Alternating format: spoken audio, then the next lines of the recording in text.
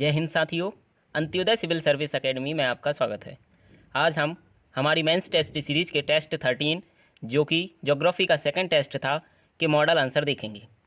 इसमें हम जो 150 मार्क्स का एक पेपर होता है उसी तरह के 15 3 मार्कर क्वेश्चन, 10 6 मार्कर व 3 15 मार्कर क्वेश्चन यहाँ देखेंगे। 3 मार्कर में हमने जो क्वेश्चन लिए थे वह एक बार अपन नज़र डाल लेते हैं उन पर।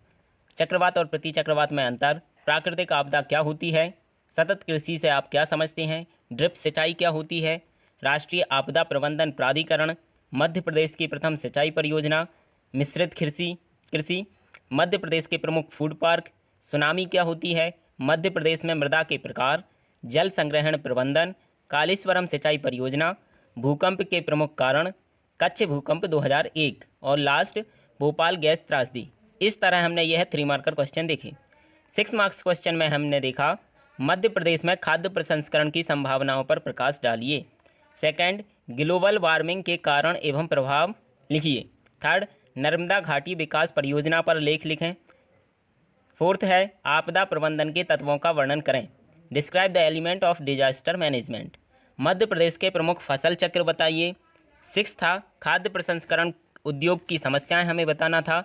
नेक्स्ट, मृदा संरक्षण के विभिन्न उपायों पर प्रकाश डालिए। कृषि पारिस्थितिकी क्या होती है, इसके लाभ बताएं।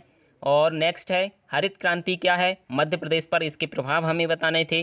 और लास्ट 6 मार्क्स था मध्य प्रदेश में कृषि क्षेत्र की समस्याएं बताइए, अर्थात कृषि क्षेत्र किन समस्याओं से ग्रसित है यह हमें बताना था। 15 मार्क्स में हमने 3 क्वेश्चन लिए थे। पहला, चेरनोबिल परमाणु त्रासदी पर एक विस्तृत लेख हमें लिखना था। देखिए ये जो केस स्टडी ज्योग्राफी की हैं, इस जो चेरनोबिल है इस वीडियो में नहीं लिया है। इसके लिए सारी जो केस स्टडी हैं ज्योग्राफी की उनके लिए एक पृथक हमारी वीडियो सीरीज़ कुछ ही दिनों में आने वाली है, आप उसे देख सकते हैं। क्योंकि इसे जिस तरह लिखना होता है हमने उसी फॉर्मेट में सारी केस स्टडीज़ तैयार की हैं और उसी फॉर्मेट में आपको 15 मार्क्स क्वेश्चन के अकॉर्डिंग ही सारी केस स्टडी कराई जाएंगी।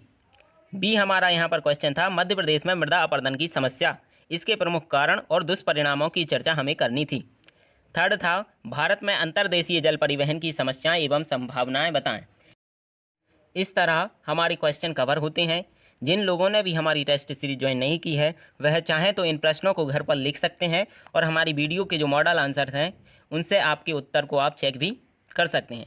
साथ ही जो लोग चैनल पर नए हैं वो चैनल को सब्सक्राइब करना ना भूलें, क्योंकि इस तरह की अनेक इनोवेटिव वीडियोज़ हमारे चैनल पर चल रही हैं। आप उन्हें प्लेलिस्ट में जाकर देख सकते हैं। जैसे कि अलग अलग सब्जेक्ट वाइज आपकी मेंस की प्रिपरेशन यहाँ कराई जा रही है।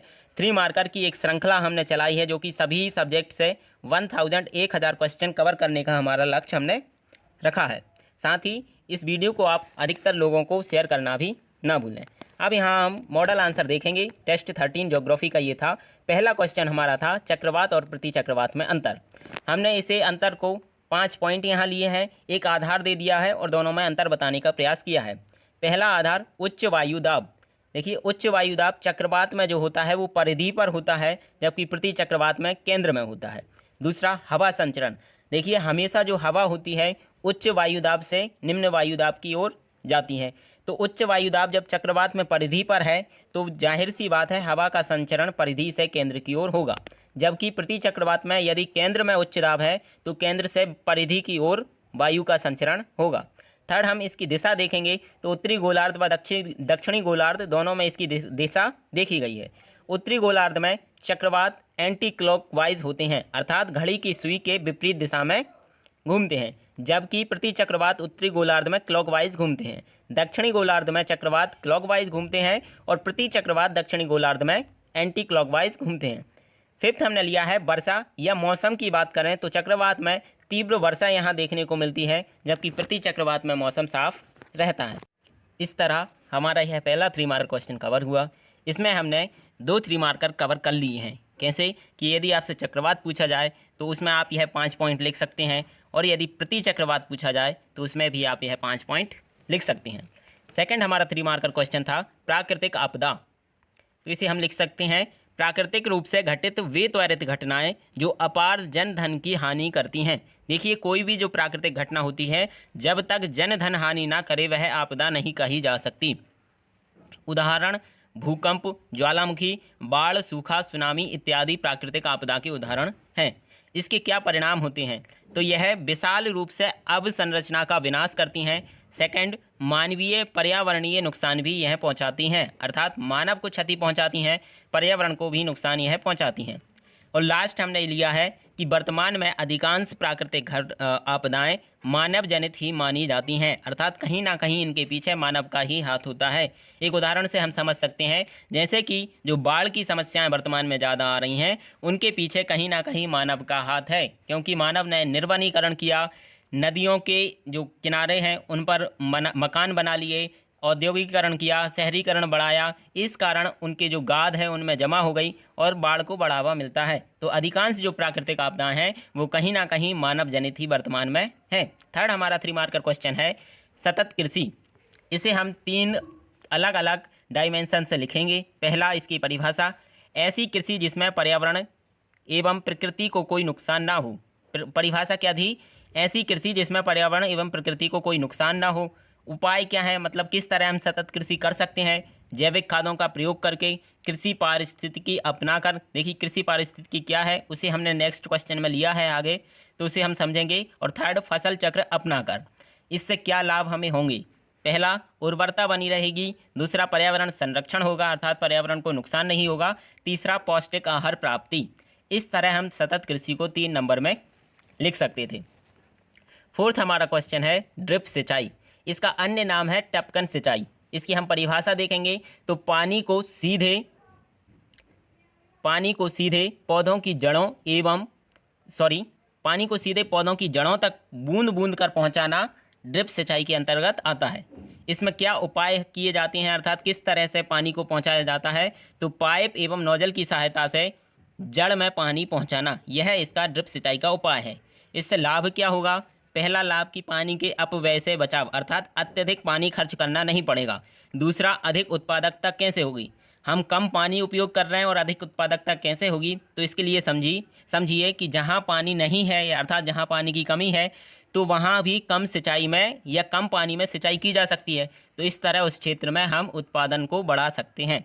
और थर्ड है मृदा की उर्वरता की सुरक्षा, अर्थात जब सामान्य रूप से हम सिंचाई करते हैं तो मृदा पर अत्यधिक पानी को ला देते हैं, जिससे मृदा की क्षारकता में वृद्धि हो जाती है, उस पर एक सफ़ेद परत जम जाती है, जिससे उसकी मृदा की उर्वरता कम हो जाती है। तो मृदा की उर्वरता की भी सुरक्षा हम ड्रिप सिंचाई के माध्यम से कर सकते हैं। नेक्स्ट हमारा 3 मार्कर था राष्ट्रीय आपदा प्रबंधन प्राधिकरण।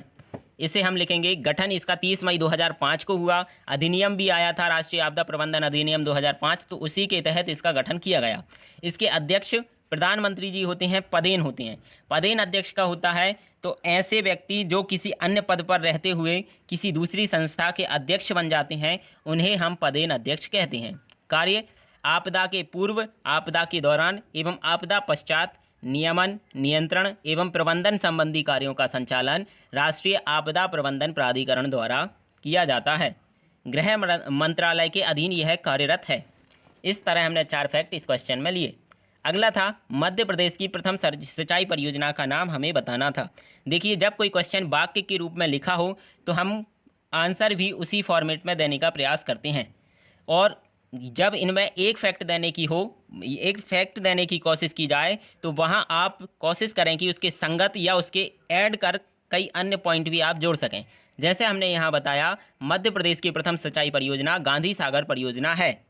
अब इसमें कुछ ऐड हमने किया जो कि चंबल नदी पर मंदसौर जिले में अवस्थित है। इस तरह हमने पूछा, उनने एक फैक्ट था, उसी के कनेक्ट करते हुए 3 फैक्ट हमने यहाँ पर बता दिए। नेक्स्ट हमारा क्वेश्चन था मिश्रित कृषि। सर्वप्रथम इसका अर्थ हम बताएंगे तो फसल उत्पादन के साथ पशुपालन करना मिश्रित कृषि के अंतर्गत आता है। देखिए पशुपालन में क्या क्या शामिल है? गाय, बकरी, भेड़, मुर्गी, किसी का भी पालन आप फसल उत्पादन के साथ कर सकते हैं।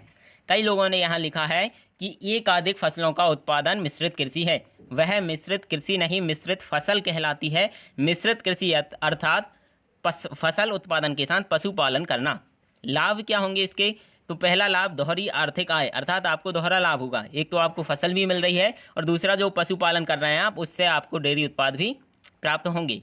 पूरकता प्रदान करता। पूरकता कैसे कि जो फसल से आपको चारा मिलता है तो वो पशुओं के लिए हो जाता है, और पशुओं का जो मल मूत्र होता है तो वह फसल के लिए जैविक उर्वरक का कार्य भी करता है।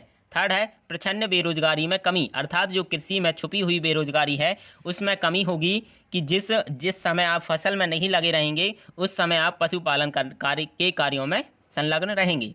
सीमाएं जागरूकता में कमी, प्राचीन कृषि प्रणालियां, अर्थात भारत में अभी भी मिश्रित कृषि के प्रति अधिक जागरूकता नहीं है और प्राचीन कृषि प्रणालियां अभी भी वर्तमान में चल रही हैं। मध्य प्रदेश के हमने प्रमुख फूड पार्क पूछे थे, आप 3 भी लिखते तो आप कोई दिक्कत नहीं थी, 3 फैक्ट आपके कवर हो सकते थे, लेकिन हमने यहाँ 5 नाम बता दिए हैं जो आपको पूर्णतः 3 नंबर दिलाने के चांस देता है। Boregaon, Chhindwara, Nimrani Khargone, Jagga Khedi Mandsaur, Avanti mega food park Dewas और मनेरी मंडला। इस तरह हमने 5 फूड पार्क आपको बता दिए। सुनामी क्या है, इसके कारण क्या है, और एक उदाहरण हमने इस तरह से लिखा है। समुद्र में उठी ऐसी ऊंची लहरें जो स्थल मंडल के रहवासी क्षेत्र में अपार जनधन की हानि करती हैं, क्या कहलाती है? सुनामी कहलाती है। क्या? समुद्र में उठी ऊंची लहरें जो स्थल मंडल के रहवासी क्षेत्र में अपार जनधन की हानि करती हैं। इसके कारण क्या है? एक, समुद्र में भूकंप आ जाए, दूसरा प्लेटों का टकराना, तीसरा ज्वालामुखी उद्गार या अन्य कोई कारण भी यहाँ हो सकता है। उदाहरण के लिए हम 2004 में हिंद महासागर में आई सुनामी को बता सकते हैं।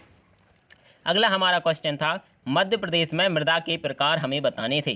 तो सामान्यतः यहाँ 6 प्रकार की मिट्टियाँ पाई जाती हैं। देखिए, काली मिट्टी को 3 भागों में विभाजित किया गया है, गहरी काली, साधारण काली और छिछली काली। हमने उसे यहाँ पर एक ही मानकर लिखा है। साथ ही मैप के थ्रू उनका लोकेशन भी हमने यहाँ लोकेट कर दी है। आप यह 6 प्रकार देख सकते हैं। जलोढ़ मिट्टी जो कि आपके उत्तरी भाग में पाई जाती है, काली मिट्टी जो कि मालवा के पठार, सतपुड़ा क्षेत्र एवं नर्मदा घाटी में पाई जाती है, लाल पीली मिट्टी बुंदेलखंड क्षेत्र में, मिश्रित मिट्टी भी आपकी बुंदेलखंड क्षेत्र में मिलती है, और कछारी मिट्टी आपको ग्वालियर शिवपुरी वाले क्षेत्र अर्थात उत्तरी मध्य प्रदेश में ही मिलती है। और लास्ट था लैटेराइट मिट्टी, यह आपको दक्षिण में सतपुड़ा बालाघाट के नज़दीक मिलती है। नेक्स्ट हमारा 3 मार्कर क्वेश्चन था जल संग्रहण प्रबंधन। तो इसे हम 3 अलग अलग डायमेंशन से देखेंगे। पहला, इसकी परिभाषा, जल का इष्टतम प्रयोग एवं भविष्य में जलापूर्ति हेतु जल का विविध रूपों द्वारा संचयन करना। देखिए, कई लोगों ने जल संग्रहण को वर्षा जल संग्रहण कर समझ लिया है। तो जल संग्रहण में मात्र वर्षा जल संग्रहण नहीं आता, वह तो एक इसका रूप है या बोलें इसका एक प्रकार है। तो इसका अगर परिभाषा दें तो क्या होगा? जल का इष्टतम प्रयोग एवं भविष्य में जलापूर्ति हेतु जल का विविध रूपों द्वारा संचयन करना क्या है? जल संग्रहण प्रबंधन है।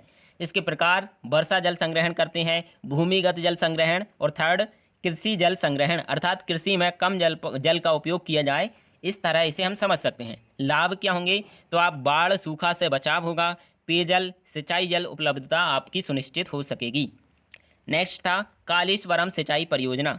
देखिए, हमने इसे पूछा क्यों, तो इसका एक जो पॉइंट हमने पहले ही दिया है, इसकी विशेषता क्या है, तो यह विश्व की विशालतम लिफ्ट सिंचाई परियोजना है। विश्व की सबसे बड़ी लिफ्ट सिंचाई परियोजना यह है। 2019 में इस योजना का शुभारंभ किया गया है। नदी हमने बता दी किस नदी पर है, गोदावरी पर। राज्य बता दिया तेलंगाना, और इसके लाभ क्या हैं वो भी हमने बता दिए। 45 लाख एकड़ भूमि को सिंचाई हेतु जल और सैकड़ों उद्योगों हेतु जल इस योजना के द्वारा प्राप्त होगा। नेक्स्ट हमारा 3 मार्कर क्वेश्चन था भूकंप के प्रमुख कारण हमें बताना थे। तो हमने 6-7 कारण यहाँ पर ले लिए हैं। ज्वालामुखी क्रिया, अर्थात जब ज्वालामुखी फटेगा तो धरती में कंपन उत्पन्न होगा। प्लेटों की गतिशीलता, अर्थात प्लेटों के एक दूसरे से टकराने पर भी भूकंप आते हैं। भू संतुलन से संबंधित समायोजन, अर्थात भूमि स्वयं के संतुलन हेतु समायोजन करती है तो भूकंप आते हैं। बलन तथा भ्रंशन, बलन सीधे प्लेटों की गतिशीलता या बोलन टकराने से संबंधित है। भ्रंशन अर्थात 2 प्लेटों के दूर हटने की घटना। पृथ्वी का घूर्णन, पृथ्वी के अपने अक्ष पर घूमने के कारण भी भूकंप आते हैं। जलीय भार, अर्थात जल जो होता है वो दबाव बनाता है धरती पर। और नेक्स्ट है भूपटल का संकुचित होना। और नेक्स्ट परमाणुवीय विस्फोट, अर्थात बृहद मात्रा में जब परमाणु विस्फोट होता है तो वह भी भूमि को कंपन कराने के लिए उत्तेजित करता है। कच्छ भूकंप 2001 हमारा नेक्स्ट क्वेश्चन था। कब आया यह? 26 जनवरी 2001। प्रभावित क्षेत्र इसका था भुज, कच्छ, गुजरात, अर्थात कच्छ का भुज वाला एरिया गुजरात राज्य में स्थित। तीव्रता इसकी 7.3 रिक्टर स्केल पर थी। कारण क्या था, क्यों आया? तो भारतीय जो प्लेट है वो यूरोपियन या बोलें यूरेशियन प्लेट में छेपित हो रही है, अर्थात उससे टकरा रही थी, इस कारण कच्छ में भूकंप आया। परिणाम इसके क्या हुए, लगभग 22,000 लोगों की असमय मृत्यु हो गई और बृहद स्तर पर अधोसंरचना नष्ट हुई। नेक्स्ट हमारा 3 मार्कर क्वेश्चन था भोपाल गैस त्रासदी। इसे भी हम उसी रूप में लिखेंगे। घटना यह कब हुई, 3 दिसंबर 1984। स्थान जेपी नगर भोपाल। कंपनी कौन सी थी यहाँ पर, तो यूनियन कार्बाइड भारत लिमिटेड नामक कंपनी यहाँ कार्यरत थी। कारण क्या था, तो जो टैंक थे इस कंपनी के उसमें MIC मिथाइल आइसोसाइनेट गैस का रिसाव होना, यह इसका कारण था।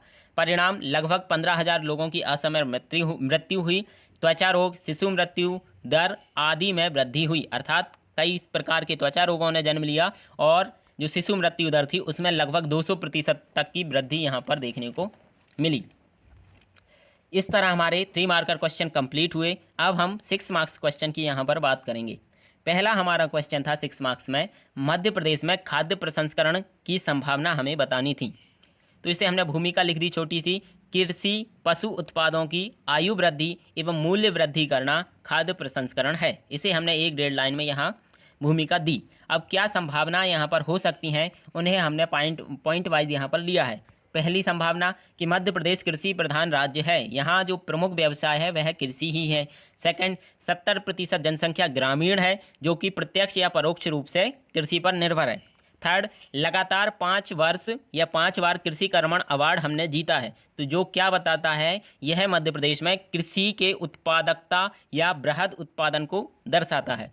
मध्य प्रदेश की केंद्रीय भौगोलिक स्थिति, जहां से सभी जगह उत्पाद भेजने में आसानी होती है। देखिए, उद्योग वहीं पनपते हैं जहां से बाजार तक माल पहुंचाने में आसानी हो। क्योंकि मध्य प्रदेश देश के मध्य में स्थित है, यहाँ से प्रत्येक राज्य में जो खाद्य प्रसंस्कृत उत्पाद होंगे उन्हें भेजने में आसानी होगी। नेक्स्ट है, मध्य प्रदेश में कृषि विकास दर 20% है, अर्थात प्रत्येक वर्ष जो कृषि है उसमें विकास तीव्र गति से हो रहा है। गेहूं, प्याज, मटर उत्पादन में द्वितीय स्थान पर मध्य प्रदेश राज्य है। दुग्ध उत्पादन में चौथे नंबर पर राज्य है और मध्य प्रदेश में 11 जलवायु क्षेत्र हैं। देखिए, 11 जलवायु क्षेत्र क्या बता रहे हैं, यह मध्य प्रदेश की विविधता को दर्शाते हैं, अर्थात इनमें 11 ही क्षेत्रों में अलग अलग प्रकार के कृषि की जाएगी और अलग अलग प्रकार की कृषि उत्पाद यहाँ उपजाए जाते हैं। नेक्स्ट है, मसाले उत्पादन में शीर्ष 5 राज्यों में मध्य प्रदेश शामिल है। नेक्स्ट, सर्वाधिक क्षेत्रफल पर जैविक कृषि करने वाला राज्य है। देखिए, जैविक कृषि की मांग वर्तमान समय में अत्यधिक बढ़ती जा रही है। जब सर्वाधिक क्षेत्र में जैविक कृषि यहाँ हो रही है, जैविक कृषि चूँकि जो पौष्टिक आहार है उससे संबंधित होती है, फलतः इसकी डिमांड भविष्य में बढ़ने की पूरे चांसेस हैं। 5 नहीं है, यहाँ पर 6 या उससे अधिक भी अब हो चुके हैं, तो इस तरह लिख सकते हैं कि 5 से अधिक mega food park Madhya Pradesh में है। एग्रीकल्चर एक्सपोर्टिंग जोन की उपस्थिति यहाँ पर है, अर्थात जो कृषि उत्पाद हैं उन्हें निर्यात करने की जो जोन है उसकी उपस्थिति है। सस्ते श्रम की उपलब्धता भी मध्य प्रदेश राज्य में है। यह पॉइंट हमें क्या बता रहे हैं कि मध्य प्रदेश में खाद्य प्रसंस्करण उद्योग की अपार संभावना यहाँ है। इस प्रकार भविष्य के महत्वपूर्ण उद्योग खाद्य प्रसंस्करण की अपार संभावनाएं मध्य प्रदेश राज्य में विद्यमान हैं। इस तरह हम इस 6 मार्क्स क्वेश्चन को लिख सकते थे। सेकंड हमारा 6 मार्क्स क्वेश्चन है ग्लोबल वार्मिंग। यहाँ हमें ग्लोबल वार्मिंग के कारण और उसके प्रभाव भी बताने थे। तो हम पहले इसकी परिभाषा देखेंगे। तो मानवीय गतिविधियों एवं ग्रीन हाउस गैसों के प्रभाव स्वरूप पृथ्वी के औसत तापमान में वृद्धि होना ग्लोबल वार्मिंग अर्थात वैश्विक तापन कहलाता है। यह हमने इसकी परिभाषा या भूमिका देखी। अब इसके कारण हमें बताना थे। तो पहला कारण ग्रीन हाउस गैसों का उत्सर्जन ही है। ग्रीन हाउस गैसों में कौन, CO2, CH4 अर्थात मीथेन, O3 अर्थात ओजोन, यह इसके प्रमुख मूल कारण यही हैं। सेकंड, औद्योगिकीकरण इन्हीं गैसों को वातावरण में फैलाता है जिससे तापमान में वृद्धि होती है। निर्वनीकरण अर्थात दिन ब दिन वनों की हो रही कटाई इसके लिए उत्तरदायी है। रेफ्रिजरेटर, एयर कंडीशनर का प्रयोग करना जिनसे कि CFC गैसें वातावरण में रिलीज होती हैं। अत्यधिक वाहनों का प्रयोग, वाहन भी ध्वनि प्रदूषण, वायु प्रदूषण को बढ़ावा देते हैं जो कि तापमान में वृद्धि का प्रमुख कारण बनते हैं। बढ़ता प्रदूषण, तो प्रदूषण कहीं ना कहीं तापमान वृद्धि के लिए मूल कारण है।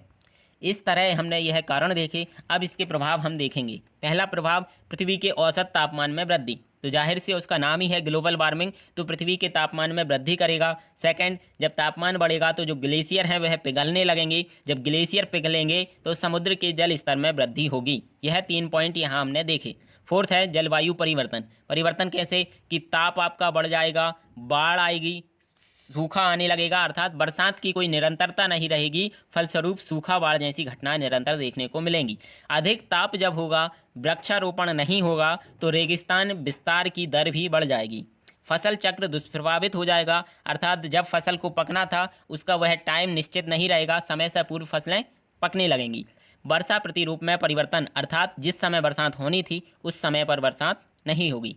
समुद्री प्लैंकटन, जो समुद्र के जीव होते हैं, वह प्रवाल भित्तियों का विनाश होने लगेगा, क्योंकि यह एक सीमित निश्चित तापमान पर ही जीवित रह सकती हैं। प्रवसन की समस्या, अर्थात यह कैसे, जब समुद्र का जल स्तर बढ़ेगा तो वह जो जल है तटीय क्षेत्रों में प्रवेश कर जाएगा, जो तटीय क्षेत्रों में लोग रह रहे हैं वह अन्य केंद्रीय क्षेत्रों की ओर प्रवसन करने लगेंगे। इस तरह हमने ग्लोबल वार्मिंग की भूमिका, परिभाषा देखी, उसके कारण देखे, प्रभाव देखे और लास्ट में एक आप सारगर्भित निष्कर्ष यहाँ दे सकते थे।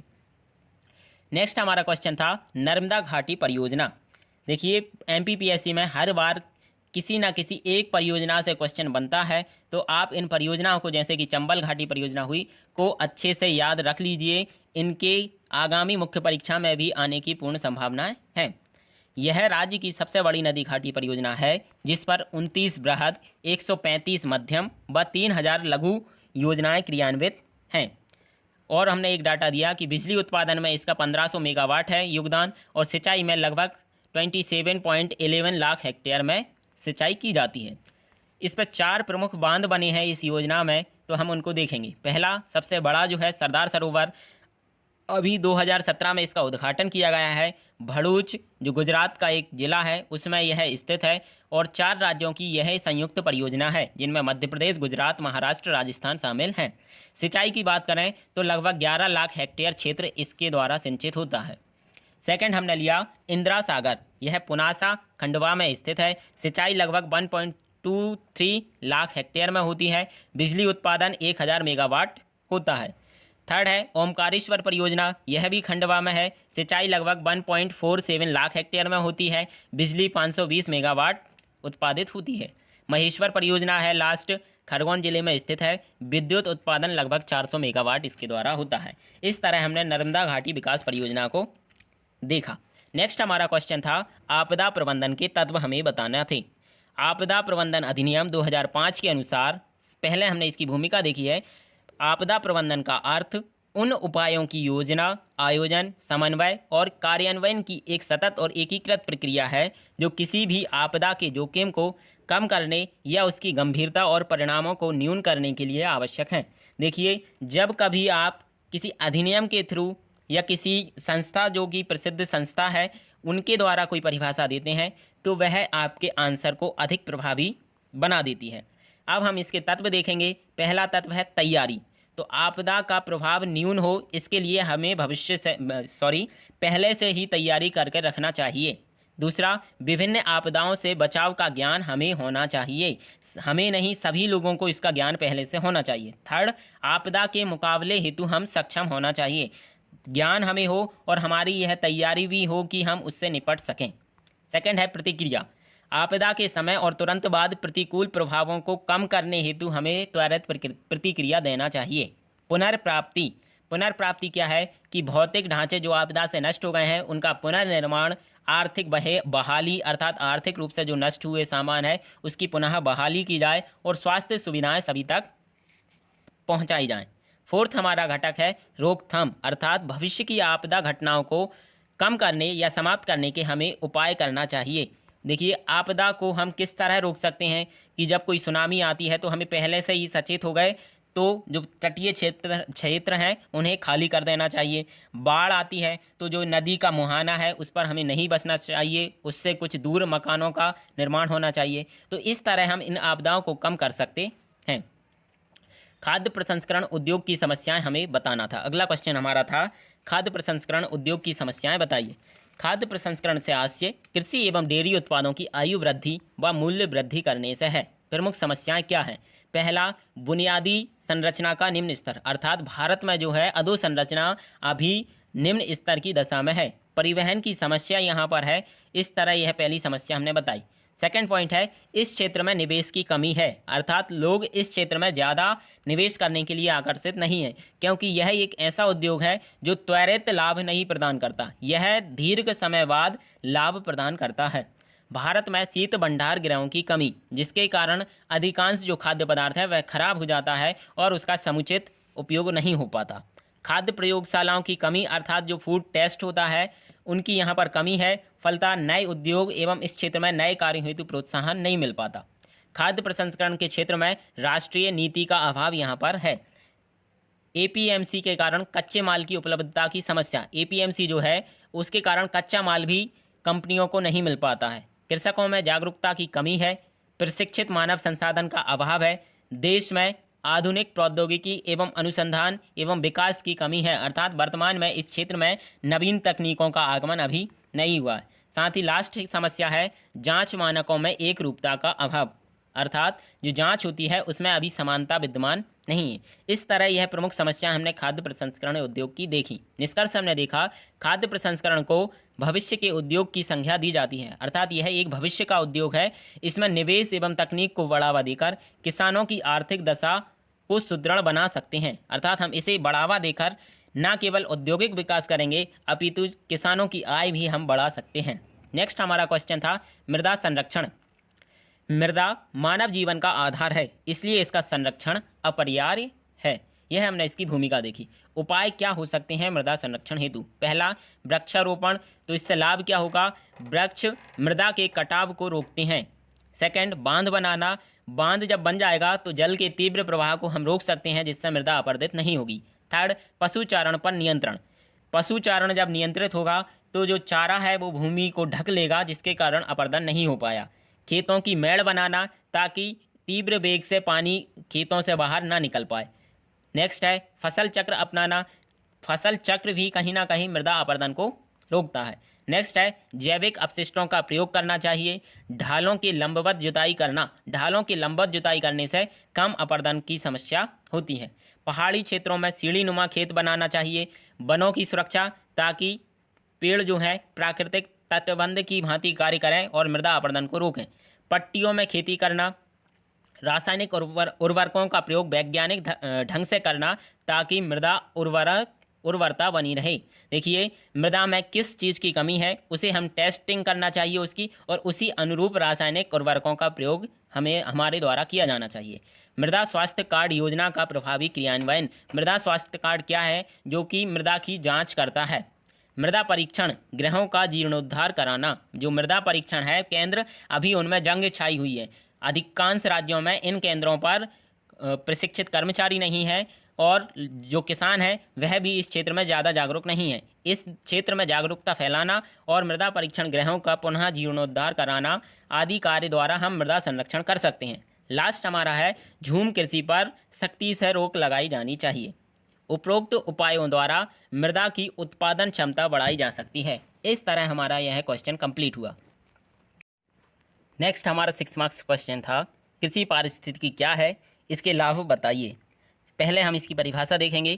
कृषि उत्पादन की ऐसी प्रणालियाँ जिसमें पर्यावरणीय हानि, क्या हानि है वो, प्रदूषण, निर्वनीकरण जैसी समस्याएं आदि को कम करने के उपाय विकसित किए जाते हैं। यह सतत कृषि का एक उपाय है। यह हमने इसकी परिभाषा या भूमिका देखी। अब इसके लाभ क्या हैं? पहला लाभ, पर्यावरण का संरक्षण व संवर्धन होता है। जैविक कृषि का महत्व बढ़ेगा। थर्ड, रासायनिक खादों का प्रयोग न करने से मृदा एवं जल दोनों ही स्वच्छ होंगे। मृदा स्वच्छ होगी, जल स्वच्छ होगा तो पूर्ण पौष्टिक आहार की उपलब्धता सुनिश्चित हो सकेगी। नेक्स्ट, जलवायु में संतुलन स्थापित होगा। विभिन्न रोगों से सुरक्षा मिलेगी। खाद्य सुरक्षा, ऊर्जा संरक्षण आदि भी संभव होंगे। यह कृषि पारिस्थितिकी के लाभ हैं। कृषि पारिस्थितिकी सतत एवं समावेशी विकास की आधारशिला है, अर्थात आप सतत विकास करना चाहते हैं तो कृषि पारिस्थितिकी भी आवश्यक है। हरित क्रांति, नेक्स्ट क्वेश्चन था, हरित क्रांति से आप क्या समझते हैं और मध्य प्रदेश पर इसके प्रभाव आपको बताने थे। परिभाषा हम इसकी देखेंगे। 1966-67 के समय उच्च गुणवत्ता वाले बीज, उर्वरक व नहर सिंचाई आधारित कृषि उत्पादन की नवीन प्रक्रिया, जिसमें कृषि उत्पादन एवं प्रति व्यक्ति उपलब्धता बढ़ाने पर जोर दिया गया, को हरित क्रांति कहा गया। यह हरित क्रांति हुई। मध्य प्रदेश पर इसके क्या प्रभाव पड़े? पहला प्रभाव, प्रति हेक्टेयर उत्पादन में वृद्धि हुई। अब उत्पादन जो दर था वो बढ़ गई थी। कृषक आय में वृद्धि हुई। जब उत्पादन अधिक होगा तो स्वाभाविक है कि कृषकों की आय भी बढ़ेगी। खाद्यान्न आत्मनिर्भरता एवं भंडारण, जब उत्पादन अधिक हुआ तो खाद्यान्न के मामले में राज्य आत्मनिर्भर हुआ और भंडारण भी करने लगा। राज्य का आर्थिक विकास हुआ, कृषि का आर्थिक विकास में योगदान बढ़ा। बेरोजगारी दर में कमी हुई क्योंकि लोग अब कृषि करने के लिए इच्छुक हुए, इस दिशा में अग्रसर हुए। फसलों का विविधीकरण, नगदी फसलों को अधिक प्राथमिकता दी गई। दलहन तिलहन को बढ़ावा दिया गया। कृषि की नवीन तकनीक अपनाई गई। उन्नत बीज, सहायक सामग्री जैसे कि ट्रैक्टर, हार्वेस्टर, ट्यूबवेल आदि में निवेश को बढ़ावा मिला। नेक्स्ट, राज्य में सिंचाई संसाधनों का विकास भी किया गया। नहरें लगाई गई, कई ट्यूबवेल पर अधिक जोर दिया गया। नेक्स्ट है कृषि भूमि में वृद्धि। अब लोग अधिक कृषि करने के लिए आतुर थे तो उन्होंने कृषि भूमि में वृद्धि की। हरित क्रांति से राज्य खाद्यान्न के मामले में आत्मनिर्भर तथा भंडारण व निर्यात में भी अग्रणी राज्य हो गया है या बन गया है। मध्य प्रदेश में कृषि क्षेत्र की समस्याएं हमें बताना थी। तो मध्य प्रदेश कृषि प्रधान राज्य है। यहाँ की लगभग 70% जनसंख्या कृषि पर निर्भर है, परंतु कृषि स्वयं अनेक समस्याओं से ग्रसित है। क्या समस्याएं हैं प्रमुख? पहला, प्राकृतिक समस्या। प्राकृतिक समस्या में क्या? मानसून पर निर्भरता। मानसून पर निर्भरता है तो कभी बारिश होती है, नहीं होती, कभी अधिक हो जाती है और कभी बहुत कम होती है, यह एक समस्या है। सेकंड, आपदाओं से पर्याप्त रूप से ग्रसित या प्रभावित। वो आपदाएं क्या? बाढ़ हो गया, सूखा हो गया या सुनामी, तटीय क्षेत्रों में सुनामी आ जाती है तो उससे भी कृषि को नुकसान होता है। संस्थागत समस्या, भूजोतों का छोटा आकार, पर्याप्त भू सुधारों का लागू न होना, यह इसकी संस्थागत समस्या है। तकनीकी समस्याएं, कृषि तकनीक का पिछड़ापन। भारत में अभी कृषि तकनीक जो है अत्यधिक पिछड़ी हुई है। नवीन तकनीक हेतु प्रोत्साहन का अभाव, अर्थात इस क्षेत्र में अधिक प्रोत्साहन नहीं दिया जा रहा। विपणन की समस्या, तो क्या किसानों की बाजार तक पहुंच नहीं है, वह लोकल बाजारों में ही अपनी जो कृषि उत्पाद हैं उनको बेच देते हैं, उपज का उचित मूल्य उन्हें नहीं मिल पाता, इसलिए वह अधिक कृषि हेतु या कृषि उत्पादन में वृद्धि हेतु प्रोत्साहित भी नहीं होते। अन्य समस्याएं हम देखेंगे, उन्नत बीज, खाद्य संयंत्रों का अभाव, कृषि में निवेश की कमी, निम्न उत्पादकता एवं गुणवत्ता, प्रच्छन्न बेरोजगारी होना आदि कृषि क्षेत्र की प्रमुख समस्याएं हैं। इस तरह हमारे 6 मार्क्स क्वेश्चन कंप्लीट हुए। अब हम 15 मार्क्स क्वेश्चन देखेंगे। यहाँ 3A जो मैं पहले भी आपको बता चुका हूँ, चेरनोबिल त्रासदी था, तो उसे हम एक अलग श्रृंखला में देखेंगे। सेकंड हमारा 15 मार्क्स क्वेश्चन था मध्य प्रदेश में, इसे हम एक बार देख लेते हैं। मध्य प्रदेश में मृदा अपरदन की समस्या, इसके प्रमुख कारण और दुष्परिणामों की चर्चा हमें करना थी। इसका आंसर हम देखेंगे, मध्य प्रदेश में मृदा अपरदन की समस्या मध्य भारत की एक प्रमुख समस्या है। यहाँ परत अपरदन एवं अवनालिका अपरदन की समस्या है। दोनों ही तरह का अपरदन यहाँ देखने को मिलता है। मध्य प्रदेश में अपरदन चंबल एवं उसकी सहायक नदियों एवं नर्मदा नदी द्वारा किया जाता है। यह इसकी हमने एक भूमिका देखी। अब इसके क्षेत्र हमने मैप में बता दिए हैं कि अपरदन के कौन कौन से क्षेत्र हैं। तो उत्तरी मध्य प्रदेश में श्योपुर, मुरैना, भिंड जिलों में अपरदन होता है चंबल नदी के द्वारा, और निचले जो जिले हैं छिंदवाड़ा, सिवनी, बालाघाट आदि में भी अपरदन देखने को मिलता है। अब हम देखेंगे कि मध्य प्रदेश में मृदा अपरदन के कौन कौन से प्रकार हैं। 2 प्रकार की मिलती है, अवनालिका अपरदन, परतदार अपरदन। अवनालिका अपरदन क्या है? इसमें विस्तृत खंडों का निर्माण, खड्डे अर्थात गहरे गड्ढे यहाँ पर निर्मित हो जाते हैं। उदाहरण कहाँ होते हैं? यह भिंड, मुरैना, श्योपुर। परतदार अपरदन, तो ऊपरी परत का बहाव हो जाता है, इसमें मृदा की ऊपरी परत पानी या वायु के साथ बह जाती है। यह कहाँ मिलता है? तो बालाघाट, सतपुड़ा क्षेत्र में मध्य प्रदेश में यह परतदार अपरदन देखने को मिलता है। मध्य प्रदेश में मृदा अपरदन के कारक या कारण क्या क्या हैं? इन्हें हम 2 भागों में बांट सकते हैं, प्राकृतिक कारक व मानव जनित कारक। प्राकृतिक कारक हम देखेंगे, जलवायु में क्या? तापमान, वर्षा, मृदा शुष्कता। जब तापमान अधिक होता है तो मृदा को भुरभुरी हल्की कर देता है, जिससे वह अपरदित होने लगती है। अधिक वर्षा मृदा अपरदन करती है। मृदा शुष्कता भी मृदा अपरदन के लिए उत्तरदायी है। भूस्थलाकृतियाँ, उच्चावच ढाल अर्थात ऊंचे नीचे क्षेत्र में एवं ढाल वाले क्षेत्रों में मृदा अपरदन या अधिक होता है। प्राकृतिक वनस्पति कमी से मृदा अपरदन, अर्थात जब प्राकृतिक वनस्पति नहीं होगी जिन क्षेत्रों में, वहाँ अधिक मृदा अपरदन देखने को मिलेगा।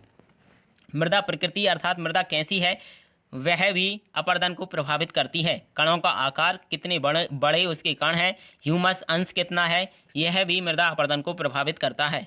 लास्ट है वायु वेग, तेज हवाओं में व्यापक क्षमता होती है, वह अधिक मृदा अपरदन करते हैं। नेक्स्ट हम देखेंगे मानव जनित कारक। पहला इसमें है अत्यधिक वनों की कटाई। वन कट जाएंगे तो मृदा को वह बांध कर नहीं रख पाएंगे और वह प्राकृतिक तटबंध की तरह भी कार्य नहीं कर पाएंगे, फलतः अधिक मृदा अपरदन होगा। अति एवं अनियंत्रित पशुचारण, यह हम पूर्व में देख चुके हैं। इसके कारण छत जो ऊपर की छाया है मृदा की वो हट जाएगी और मृदा खाली हो जाएगी, फलस्वरूप मृदा अपरदन अधिक होगा। परिवहन एवं संचार साधनों का विकास, परिवहन जो साधन हैं जैसे सड़क हुई, रेल हुई, वह अधिक मृदा खोदने का कार्य करती हैं, जिससे मृदा अपरदन को बढ़ावा मिलता है। झूम कृषि एक प्रमुख कारण है। मृदा एवं जल संरक्षण के प्रति लोगों की उदासीनता, खनिजों की खुदाई, बांध निर्माण भी कहीं ना कहीं मृदा अपरदन को प्रभावित करते हैं। नेक्स्ट है अवैज्ञानिक कृषि। अवैज्ञानिक कृषि कैसे कि ढाल के समानांतर जुताई ना करना, फसल चक्र ना अपनाना, अत्यधिक सिंचाई एवं उर्वरकों का प्रयोग करना, यह भी जो अवैज्ञानिक कृषि है वो मृदा अपरदन के लिए उत्तरदायी मध्य प्रदेश में है। नेक्स्ट है जनसंख्या वृद्धि के साथ भूमि की मांग बढ़ी है। जब जनसंख्या बढ़ेगी तो अधिक भूमि का उपयोग होगा और अधिक भूमि के प्रयोग मृदा अपरदन को बढ़ावा देता है। मृदा अपरदन के प्रमुख दुष्परिणाम अब हम देखेंगे। जब अपरदन हो जाएगा तो मृदा उर्वरता और कृषि उत्पादकता में कमी आएगी। सेकंड दुष्परिणाम है मिट्टी के पोषक तत्वों का नष्ट होना। मिट्टी के जो पोषक तत्व हैं वह बह जाएंगे और जो अन्य जो नीचे की मृदा बची है उसमें पोषक तत्वों का अभाव रहेगा। भूमिगत जल स्तर एवं मृदा आर्द्रता में भी कमी आएगी। नेक्स्ट मरुस्थलीकरण में वृद्धि होगी। भूस्खलन के खतरे बढ़ जाएंगे। आकस्मिक बाढ़ का प्रकोप बढ़ेगा। बाढ़ क्योंकि जो मृदा अपरदन होता है वह नदी नहरों में गाद जमाने का कार्य करता है, जिससे नदियों का जो ढाल है, नदियों के जो है तल है वो ऊंचा हो जाएगा, फलतः वह जल को आसपास के क्षेत्रों में बिखेर देगी और बाढ़ का प्रमुख कारण बनेगी। वानस्पतिक आवरण नष्ट होने से रेत का जमाव बढ़ जाता है। नेक्स्ट है आर्थिक समृद्धि और सांस्कृतिक विकास पर प्रतिकूल प्रभाव पड़ता है। यह हमने मृदा अपरदन के दुष्परिणाम देखे। कुछ हमने यहाँ उपाय बताए हैं कि किस तरह मृदा अपरदन को रोका जा सकता है। दो तरह के उपाय हो सकते हैं, पहला जैविक उपाय और दूसरा यांत्रिक उपाय। जैविक उपायों में पट्टीदार खेती, फसल चक्रण, जैविक उर्वरकों का प्रयोग, वनीकरण, झूम कृषि पर रोक आदि। यांत्रिक उपायों में है सोपानीकरण करना अर्थात सोप या सीढ़ीदार खेत बनाना, समुच्च कर्षण, समुच्च बांधों का निर्माण, ढाल प्रबंधन, मेड़बंदी आदि उपाय हम कर सकते हैं।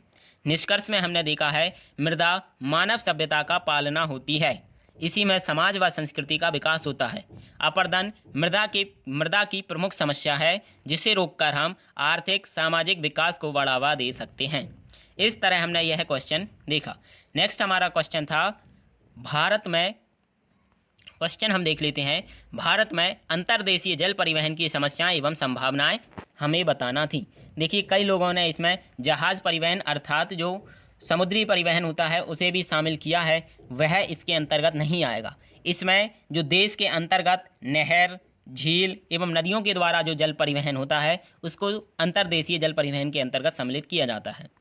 इसे हम भूमिका देखेंगे। भारत में नौ परिवहन की अपार संभावनाएं हैं। नहरें, झीलों को मिलाकर भारत में नौवहन के लिए लगभग 14,500 किलोमीटर जलमार्ग उपस्थित है।